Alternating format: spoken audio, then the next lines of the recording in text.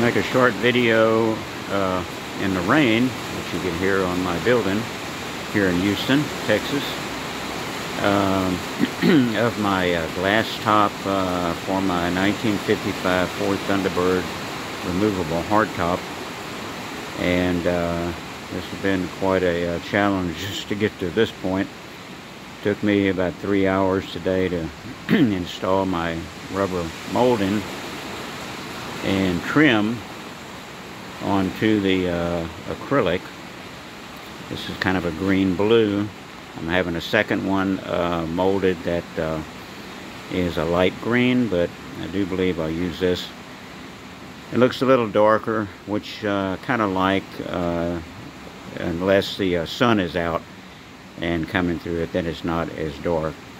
So it has a little bit of the look of the 1954 Mercury Sun Valley and 54 through 56 Ford Skyliner glass top. Anyway, so that's what it looks like. I'm missing two little pieces. I've ordered them right there for little joints to go on that little piece. And so that's what it looks like. So what my plan is to now, I'll be able to, it's actually 29.5 inches front after the molding, front to the back. This is the front, that's the back. And 44 inches this way is the size of it.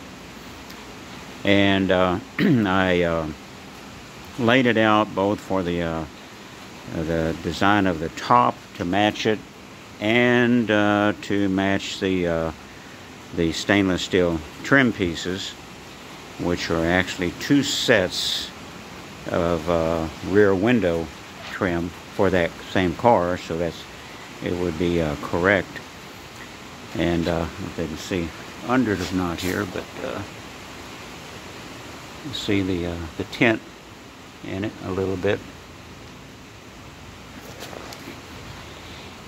So what I'll do is then cut the top and place this in the top and see how it fits. Hopefully it will, the molding will will match.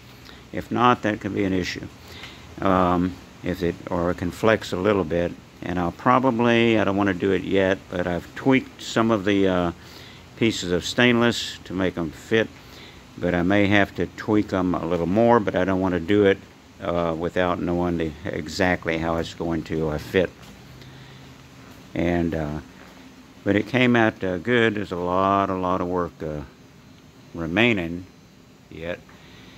And this is what I've got left here.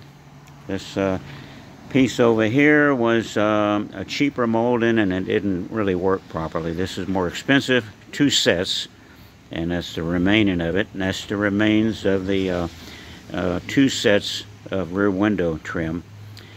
And this particular one, I had it cut to size, almost the size, and that's the remain of the acrylic that I cut to get the shape from my pattern.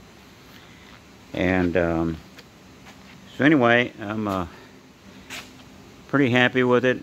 Took about, like I say, 3 hours today to get the trim on. I actually put it on yesterday. It took me probably 4 hours. And I modified how I had the rubber gasket on it. And so I had to disassemble the whole thing and start over today. So I have two joints back here that I'll have to fill in with whatever I come up with. Joint right here.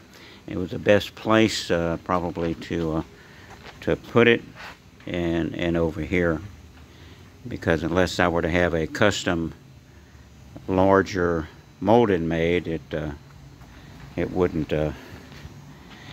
It has to be done this way. So then, after I fit in the top and correct the stretch or shrink the stainless steel molding, then I can begin to put the little ledge that'll go on here, and it'll come like down. The top will be here. It'll come down and then go back in here, and there's a little slot in the molding all the way around.